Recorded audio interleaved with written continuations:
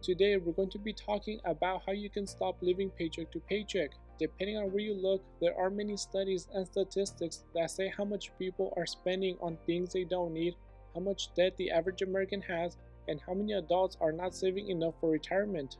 And these numbers all vary depending on when the study was done and how many people were surveyed. But one number that shows up a lot is that about 78% of Americans are living paycheck to paycheck, which is a pretty shocking number. So in this video, we will look at some of the most common reasons why people are living paycheck to paycheck and what steps you can take so you don't become part of that 78%.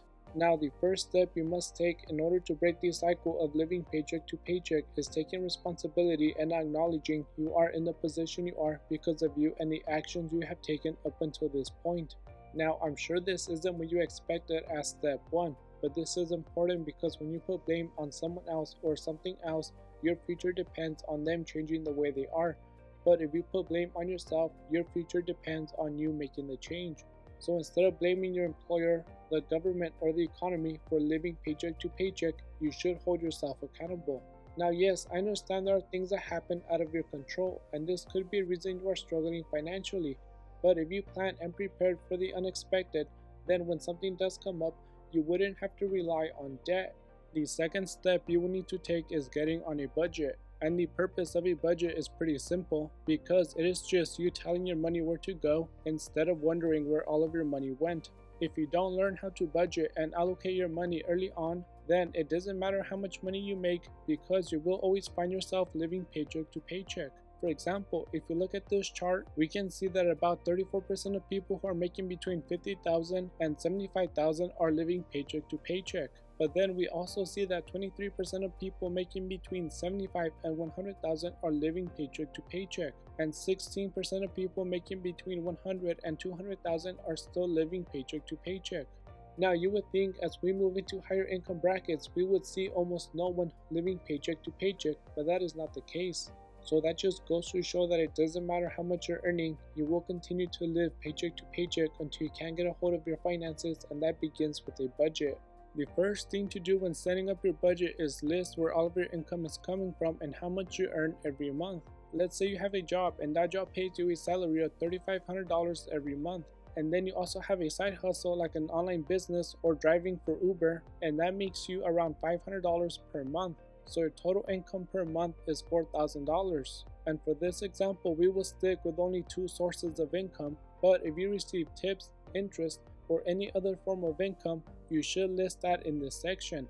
Now we can move on to the expense side of your budget, and this part is going to be a little more difficult than the income side because you will have more expenses to list, which is going to take longer, but also because you will begin to see the extent of your spending. The easiest way to find out what your expenses are is to look over your bank and credit card statements and go line by line and list every single expense. So after you have all of your expenses together, you can begin listing them, and you will include everything from your rent to the few dollars you spend on a parking meter.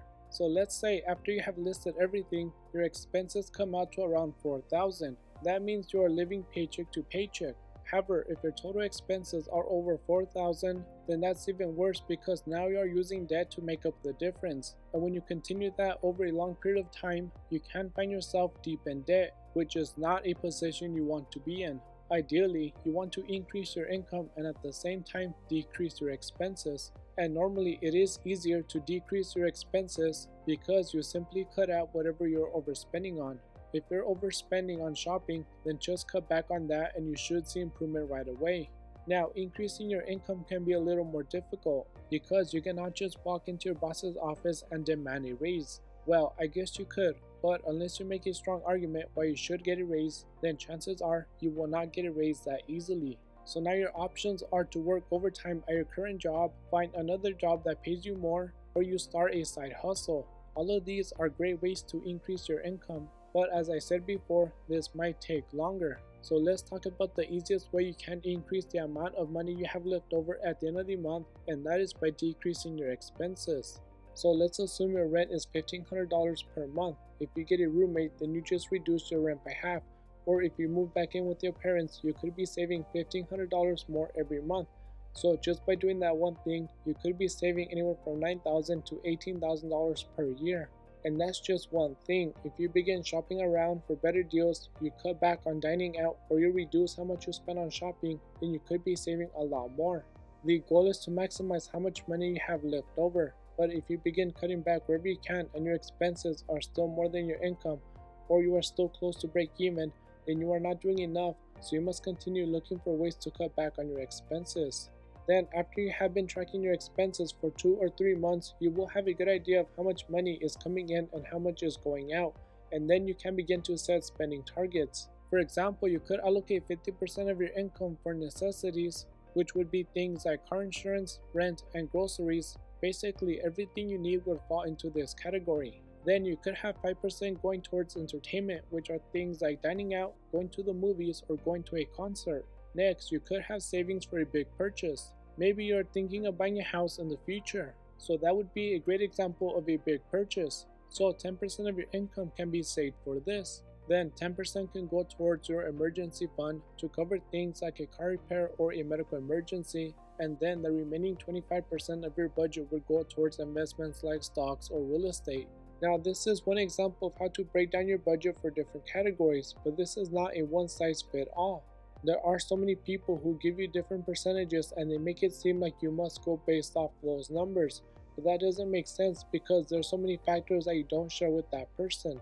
For example, it could be that person lives in a state with lower taxes and you live in a state with higher taxes, so they get to keep more of what they earn so they can afford to invest more.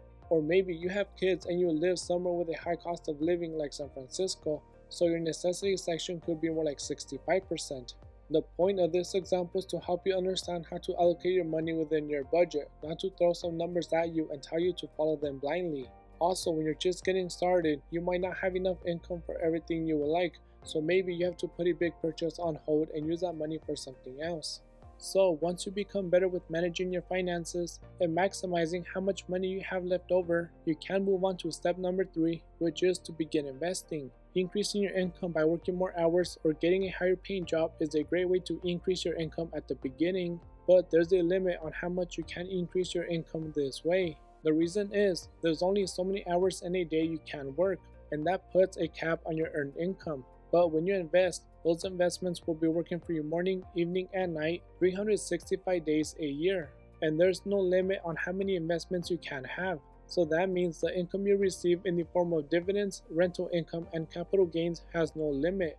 When you are setting your spending allocations within your budget, your goal should be to get your needs and wants part of your budget as small as possible. And you should be investing the most you can, especially when you are young, because that gives your investments more time to compound. For example, let's say your current income is $5,000 per month, and your needs and wants part of your budget is 60%. Then you can invest 40%. And when those assets begin to increase in value and provide you with cash flow, your income will begin to increase. So now you could be making $5,500 per month, and if your wants and needs part of your budget stayed at the same level, then now it only makes up about 55%, which means you can invest 45% of your income, and that means you will have more investments that provide even more income. So now you could be earning $6,000 per month, and again, as long as your spending has stayed the same, then now it only makes up 50% of your income, so you can invest the remaining 50%. And when you continue this over time, you can get to the point where you are investing a majority of your income,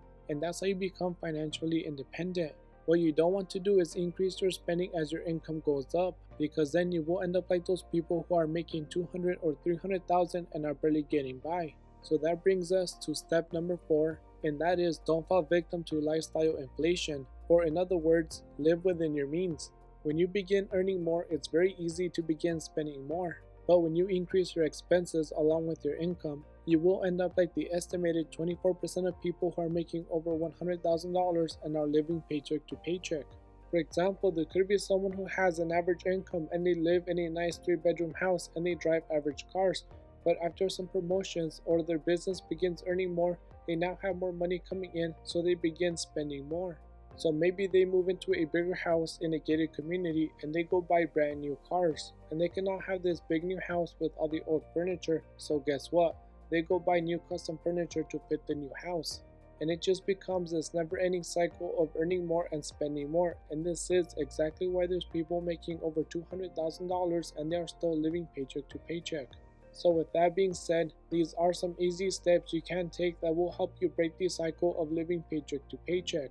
And if you found this information helpful, don't forget to like and subscribe. Thanks for watching, and I will see you next time.